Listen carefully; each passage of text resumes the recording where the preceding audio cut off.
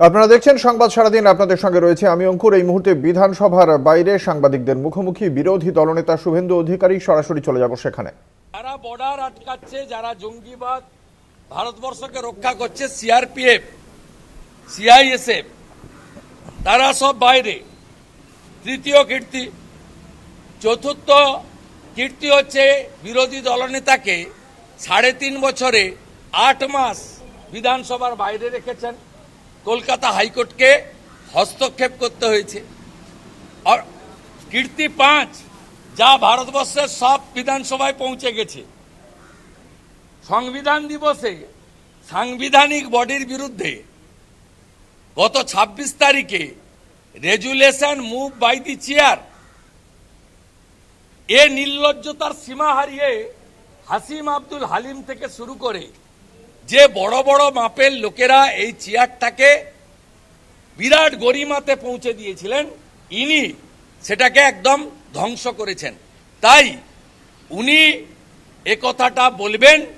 নবান্নতে মুখ্যমন্ত্রীর শেষ কথা, অ্যাসেম্বলিতে পরিষ্কার আছে, assembly belongs to opposition, assembly belongs to opposition. এটা সব সময় ধ্রুব সত্যি। তাই কংগ্রেসের যখন 44 জন এমপি ছিল, তাদের বিরোধী দলনেতার মর্যাদা ছিল না, কিন্তু মোদিজি অধীর রঞ্জন চৌধুরীকে leader of the opposition status দিয়েছিলেন, লার্জেস্ট ব্লকের লিডার হিসেবে। তখনও অধীর বাবু পিএসসি চেয়ারম্যান ছিলেন। এবারেও 99টা লোকসভা কংগ্রেস জিতেছে।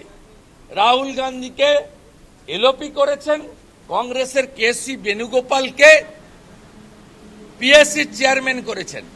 এই তৃণমূল যারা পশ্চিমবঙ্গ বিধানসভায় বিজেপিদের সদস্যদের একজনকেও স্ট্যান্ডিং কমিটি করেনি, তৃণমূলকে ভারতবর্ষের শাসক দল এনডিএ 2টো স্ট্যান্ডিং কমিটি দিয়েছে। একটা দোলা সেন চেয়ারপারসন, আরেকটা কীর্তি আজাদ চেয়ারম্যান। ন্যাচারালি ইনি এসব কথা বলবেন, কারণ ওই আরজি করের সময় জুনিয়র ডাক্তাররা বিনীত গোয়েলের টেবিলে মেরুদণ্ড রেখে দিয়ে এসেছিলেন, প্রতীকী মেরুদণ্ড। এদেরও আপনি যদি এমআরআই বা স্ক্যান করেন,